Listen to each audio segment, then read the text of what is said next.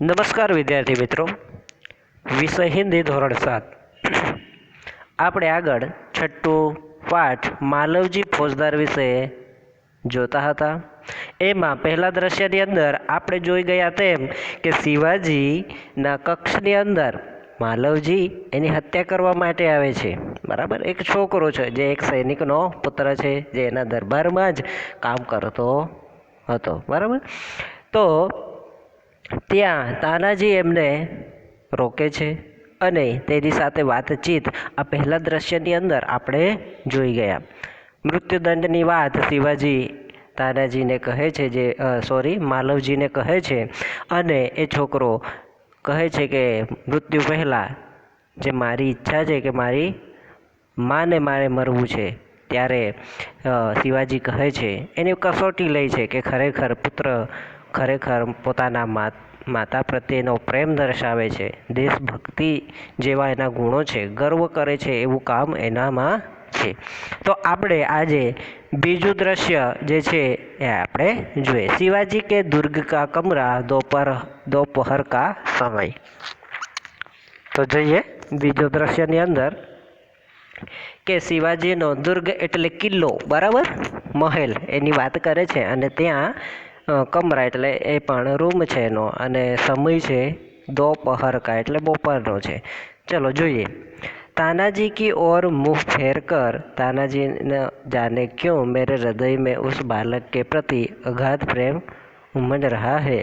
जब से वह मेरे सामने से गया है तब से मैं उसी के बारे में सोच रहा हूँ. બરાબર, તાનાજી અને શિવાજી વચ્ચે પાછી વાત ચાલુ થાય છે કે એમના રૂમની અંદર જ કે ખરેખર શિવાજી પેલા બાળક વિશે વિચાર્યા કરે છે. એના હૃદયની અંદર પેલા બાળક પ્રત્યે અગાઢ પ્રેમ ઉભરી આવે છે અને કહે છે કે ખરેખર એ જ્યારથી ગયો છે ત્યારથી એના વિશે જ હું વિચારી રહ્યો છું. તાનાજી કહે છે, મહારાજ યહ ઉસકી વીરતા ઓર સાહસ કા ફલ હૈ. બરાબર, કહે છે કે એની તો વીરતા અને સાહસનું આ ફળ છે. शिवाजी तुम सच कहते हो, मैं उसकी वीरता पर मुग्ध हूँ. इतनी छोटी अवस्था और इतना साहस. जिस शिवाजी के नाम से मुगल सेना कांपती है उसके सामने एक बालक का इतना साहस. બરાબર ને, કે બધા જ જો એમની મુગલ સલ્તાનને બધું જ એની આગળ કાપતું હોય તો આ બાળક હોવા છતાં પણ કેટલો સાહસ એનામાં ભરેલો છે. तानाजी इसमें भी क्या कोई संदेह है. એમાં કોઈ સંદેહ કરવા જેવું છે.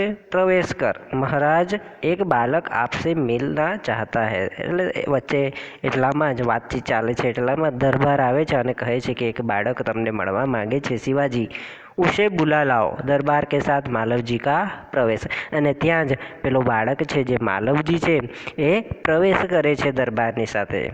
मालवजी महाराज आपका अपराधी मृत्यु दंड पाने के लिए प्रस्तुत है. માલવજી શું કહે છે કે મહારાજ તમારો અપરાધી મૃત્યુદંડ પામવા માટે પણ હું અહીંયા હાજર થઈ ગયો છું. શિવાજી વીરપુત્ર તુમ ઇતની જલ્દી कैसे आ गए. શિવાજી કહે કે તમે એટલી જલ્દી વારમાં કેમ કઈ રીતે આવ્યા.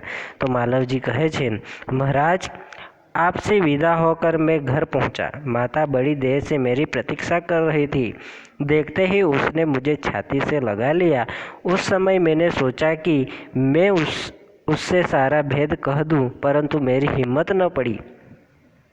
अब मैं आपकी सेवा में उपस्थित हूँ. आप जो चाहे कर सकते हैं, परंतु मरने से पहले मैं एक बात और मांगता हूँ. એક બાત ઓર બતાના માંગતા હું. એવું હશે અહીંયા. બરાબર, કે કહે છે કે હું જેવો જ ઘરે ગયો એવી જ મારી મા મારી પ્રતીક્ષા કરી હતી, વેટ કરતી હતી. પણ હું જતાની સાથે જ મને છાતીએ ચીપી લીધો હતો અને હું બધી જ વાત તમારી કહેવા માગતો હતો કે કઈ રીતે હું ત્યાં કક્ષની અંદર શિવાજીને મારવા ગયો ત્યારથી બધી ઘટના, પરંતુ મારાથી હિંમત થઈ નહીં. હવે હું તમારી આગળ આવ્યો છું અને તમે જે દંડ આપવા માગતો હોય એ તમારી ઈચ્છા મુજબ કરો. શિવાજી ક્યું વહ કોણ સી બાત હૈ. અને બીજી વાત પણ કહેવા માગે છે, પરંતુ એ બોલતો નથી, અટકી જાય છે. ત્યાં શિવાજી કહે છે કે ખરેખર કઈ વાત છે. ત્યારે માલવજી કહે છે, મેરી માँ की देखरेख का समस्त भार आप अपने ऊपर ले लीजिए. બીજી વાત કઈ કહે છે કે મારા મૃત્યુ પછી એક તો ઘરની અંદર હું એકલો જ માનો દીકરો છું અને મારા મર્યા પછી માને દેખભાળ કરવા માટે કોઈ રહેશે નહીં. એટલા માટે કહે છે કે એનો સમસ્ત ભાર, એની દેખરેખનો બધો જ ભાર તમારે લેવો પડશે. શિવાજી: વીરપુત્ર, તુમ સચમુચ ક્ષત્રિય પુત્ર હો. અને કહે છે शिवाजी, खरेखर તમે एक वीर છો, क्षत्रिय पुत्र છો. शिवाजी वीरों का आदर करता है, उसकी हत्या नहीं करता. अब तक मैं तुम्हारी परीक्षा ले रहा था वत्स, तुम मेरी परीक्षा में सफल हुए, मैं तुम्हारा अपराध क्षमा करता हूँ.